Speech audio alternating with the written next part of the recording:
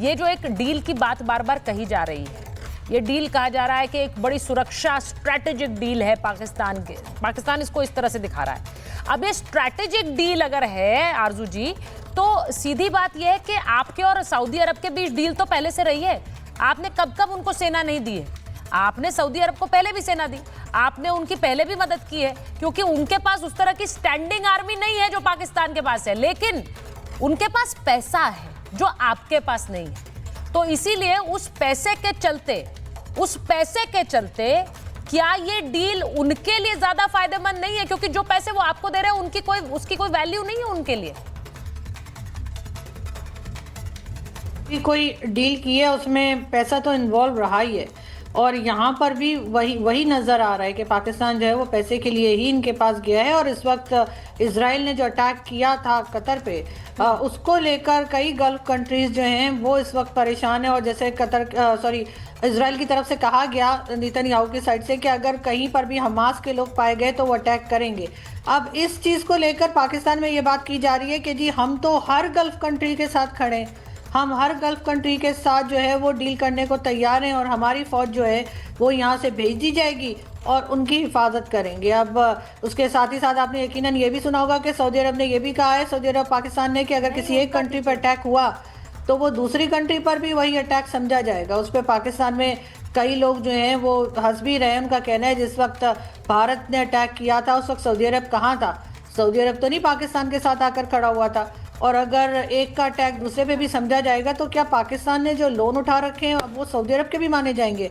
अगर ऐसा हो जाता है तो मेरे ख्याल है बहुत अच्छा होगा कि सऊदी अरब से सब पैसा मांगे जो पाकिस्तान ने ले रखा है। लेकिन बहरहाल इस वक्त यहाँ पर जो है इस बात की खुशी मनाई जा रही है और यही कहा जा रहा है कि शायद कुछ गल्फ कंट्रीज और भी आएंगी जो कि पाकिस्तान के साथ जुड़ेंगी और डिफेंस को लेकर। एक मिनट मैं जरा दुबे जी आपसे समझना चाह रही हूँ, गल्फ कंट्रीज यहाँ भी आएंगी का मतलब क्या है? यानी कि बाकी लोग भी आएंगे आपके परमाणु में? आप एक प्रदर्शनी लगा रहे हैं, परमाणु बम हमारे पास है, कौन कौन खरीदना चाहता है? गल्फ कंट्रीज आए जिनके पास पैसा है, क्योंकि ये देखिए ये बात अच्छी तरह से जानते हैं, मुस्लिम ब्रदरहुड के नाम पर ही जरूर कहा जा रहा है, लेकिन इनके पास पैसा है। तो आप बोले पैसा दे दीजिए हमें, हम आपको ये बेच देंगे, यही हो रहा है क्या अभी? ऐसा नहीं, ये जो दिन के जो ख्वाब है ना दिन के, ये बिल्कुल सही नहीं है। पहले तो मैं उस पॉइंट पे बात करना चाहूंगा कि सऊदी अरबिया और पाकिस्तान के बीच ये डील तो पहले से थी। ऑपरेशन सिंदूर के बीच में फिर सऊदी अरबिया पाकिस्तान के रेस्क्यू के लिए क्यों नहीं आया? वो इसलिए नहीं आया कि भारत ने टेररिस्ट कैंप को चुन चुन के मारा। हमारी दुश्मनी पाकिस्तान के अवाम से थी ही नहीं और हमारी कभी भी नहीं रहती है। हमने तो टेररिस्ट कैंप को मारा, उनको टारगेट किया। जब पाकिस्तान का काउंटर रिएक्शन हमारे स्ट्रेटेजिक और डिफेंस एस्टेब्लिशमेंट पे उन्होंने अटैक किया, तब हमने उनका इस कर्डू से लेके बोलारी तक का नक्शा बना दिया कि साहब ये होता हमारा रिएक्शन। तो इसलिए सऊदी अरबिया नहीं आया, क्योंकि उसको पता था कि हम सिर्फ और सिर्फ टेरर इंफ्रास्ट्रक्चर को किल कर रहे हैं, न्यूट्रलाइज कर रहे हैं, ध्वस्त कर रहे हैं। इतनी समझ सऊदी अरबिया को है, और पाकिस्तान के साथ उसकी स्ट्रेटजिक समझ है, तो सऊदी अरबिया का भारत के साथ भी कोई कम रिश्ता नहीं है। एग्जैक्टली दोनों देशों के बीच बहुत प्रगाढ़ संबंध है। दुबे जी, मैंने ये शुरुआत में बात कही, अब देखिए जिस तरह से इसे प्रेजेंट किया जा रहा है, अब मैंने शुरुआत में ये बात की कि जिस तरह का अलायंस रहा है, इन्होंने हमेशा से मदद की है आपस में, लेकिन भारत के साथ सऊदी अरब का रिश्ता अच्छा रहा है, ऐसा नहीं है कि वो रिश्ता खराब हुआ है। लेकिन मैं ये जो बात पूछ रही हूँ, जीडी बख्शी सर आपसे पूछ रही हूँ, उन्होंने बिल्कुल दुबे जी ने सही बात कही कि रिश्ता भारत के साथ सऊदी अरब का अलग अलग स्केल पर है, लेकिन ये एक प्रदर्शनी लगाने वाले हैं क्या कि अरब के मुल्क और आए और हमारे परमाणु पर जिसकी दिलचस्पी हो वो इस तरह का अलायंस हमसे कर ले, तो अपनी खाल बचाने के लिए परमाणु तक बेचने के लिए रेडी है?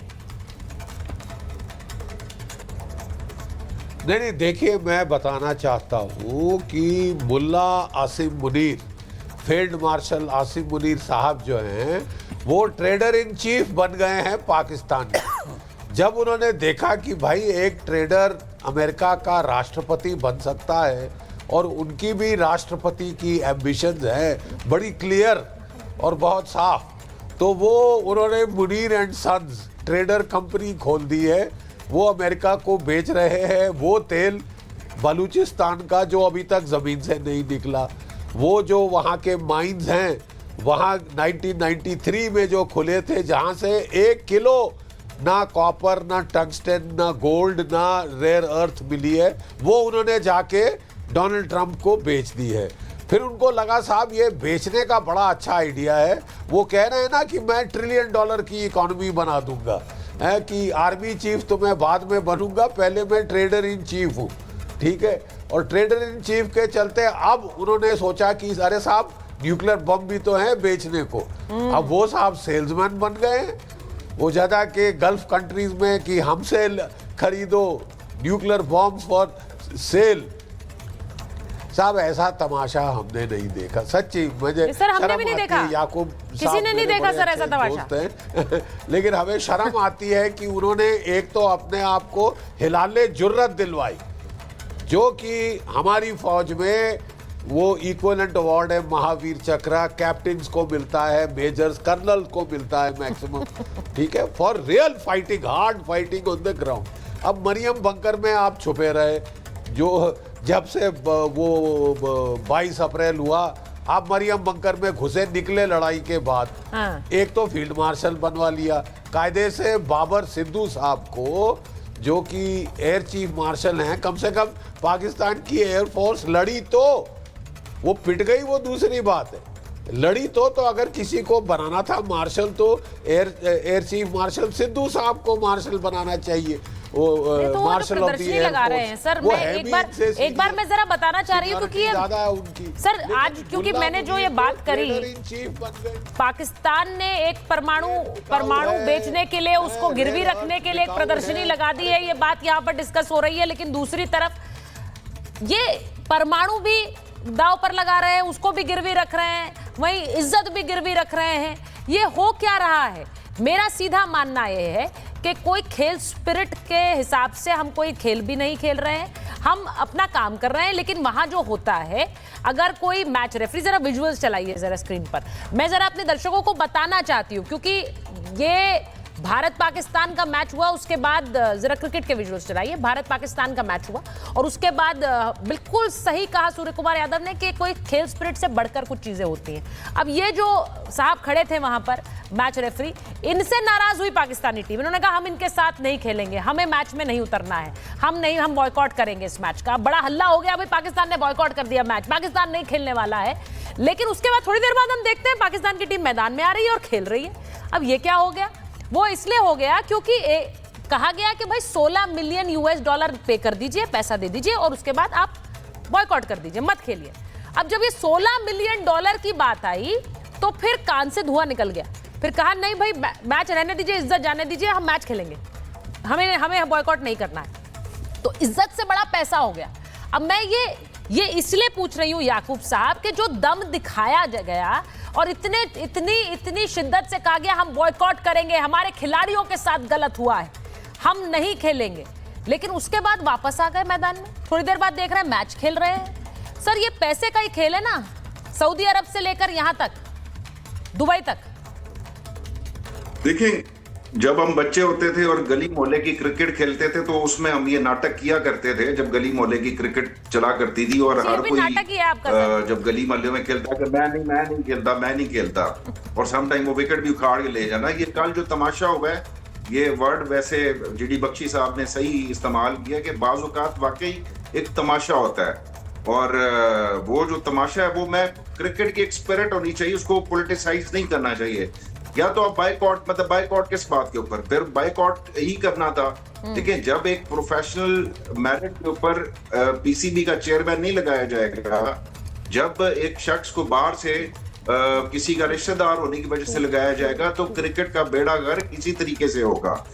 बाकी जीडी बख्शी साहब सरहद के उस पार बैठे हैं, वो बहुत सारी बातें कर सकते हैं, मैं नहीं कर सकता। वो ट्रेड चीफ कह सकते हैं, मैं नहीं कह सकता। तो लेकिन बात तो यही है कि यहाँ पे जो है वो मेरा ख्याल ये है कि फाइनेंस मिनिस्टर जो है वो उनको खुद होना चाहिए, क्योंकि वो ये कहते हैं कि इकोनॉमी जो है उन्हें बहुत बेहतर समझ आती है और उनका ये ख्याल है कि वो पाकिस्तान को वो जो $1 ट्रिलियन इकोनॉमी है। तो आप ये मान रहे हैं कि पाकिस्तान की क्रिकेटर्स की इज्जत नहीं की पीसीबी ने? आप ये मान रहे हैं ना? मैं तो ये पूछ रही हूँ। पहले कह दिया हमारी इज्जत है, हम बॉयकॉट करेंगे, हम नहीं खेलेंगे, तो फिर इज्जत का क्या हुआ सर जब वापस आ गए खेलने? देखें, इस वक्त जो क्रिकेट का हाल है ना, मैंने कल भी ये बात की कि क्रिकेट का जो हाल है उसमें एक लेफ्टिनेंट जनरल को चेयरमैन पीसीबी होना चाहिए और किसी मेजर को जो है वो कैप्टन की जगह लगा देना चाहिए और कैप्टन को जो है और लेफ्टिनेंट्स को जो है नहीं देखिए मैं एक बार क्रिकेट का ये क्रिकेट का हाल हो गया पाकिस्तान। क्रिकेट का हाल ये हो गया पाकिस्तान में। आरजू जी, मैं इसलिए पूछती हूँ क्योंकि आपके यहाँ पर इतना हल्ला हुआ कि मैच हार गए, उसके बाद जो है आपको लगा पाकिस्तान टीम को कि कुछ तो हल्ला हमें भी करना पड़ेगा, तो हमने कहा कि हम नहीं खेलेंगे, हमारे साथ देखिए हमारे साथ ये हुआ, हम नहीं खेलेंगे, मैच के मैदान में नहीं आएंगे। ये दाव उल्टा पड़ गया है, इससे तो और किरकिरी हो गई। बिल्कुल हुई है, लेकिन जाहिर है कि इन लोगों को जब पता लगा होगा कि इतने डॉलर पेमेंट करनी पड़ेगी तो उन्होंने सोचा कि किरकिरी जो है ये शायद हमें सस्ती पड़ रही थी। और ये तो अक्सर ही होती रहती है हमारी, ख़ास तौर पे क्रिकेट के मैदान में। और इससे पहले हमारे खिलाड़ी इतना ख़राब खेले, उसके ऊपर किसी ने स्टेटमेंट नहीं दिया, उल्टा शेक हैंड के ऊपर जो है लेकर और उस चीज़ को अटेंशन डाइवर्ट करने की कोशिश की गई जो बुरी तरह से फेल हुई। लेकिन क्या किया जा सकता है जब आप इस किस्म के मिनिस्टर्स रखेंगे जो 4 जगह लगा रखा है, उनको पीसीबी के चेयरमैन भी यही हैं, सेनेटर भी यही हैं, होम मिनिस्टर भी यही हैं, तो फिर जाहिर है यही रिजल्ट आना था, किसी को कोई खास हैरत नहीं हुई है। और जो ये वापस गए खेलने के लिए वो भी लोगों को पता था पाकिस्तान में कि ये खेलेंगे, ये यूएई से या किसी से भी। मेजर टूर इन्हें पहले से पता था ये खेलेंगे, वो कह रही हैं उन्हें पहले से पता था मैच तो खेलेंगे, ये तो सिर्फ दिखावा था, ये तो सिर्फ एक्टिंग हो रही थी, थोड़ा सा दिखाना भी पड़ता है देश के लिए कि भाई हम दब नहीं रहे हैं, लेकिन वापस चले गए। ऐसे ही है। मेजर टूर को मेरी आवाज आ रही है? मेजर टूर आपको आवाज आ रही है मेरी? हाँ जी सुचारिता जी। हाँ जी सुचारिता जी, मैं इतना ही बोल रहा हूँ कि देखिए अब आप मैच खेल लें या कुछ भी कर लें, पाकिस्तान की पब्लिक ने खुद इनका पर्दाफाश किया है। वीडियोस आउट हो गई हैं, ठीक है, उसमें इन्होंने बकायदा अपने ही एयर बेसिस के नाम लिए हैं कि यहाँ पे हमला हो रहा है, बार बार हो रहा है। इन्हीं की वीडियोस हम भी पूरी दुनिया को दिखा रहे हैं क्योंकि हमारे पास सिवाय सैटेलाइट इमेजरी के हमारे पास इनकी वीडियोस हैं जो पाकिस्तान की अवाम ने बना के सोशल मीडिया पे डाली है। नंबर 1। नंबर 2, इलियास कश्मीरी ने अभी परसों खुद ही डिक्लेयर कर दिया कि कितना इफेक्टिव वेपन सिस्टम हमने यूज किया है और हमने कोई भी फालतू सिविलियन का कोलैटरल डैमेज नहीं किया। हमने वहीं पे हमले किए हैं जहां पे आतंकवादी तंजीम मौजूद थे या जो वो घरों के इस्तेमाल करते थे।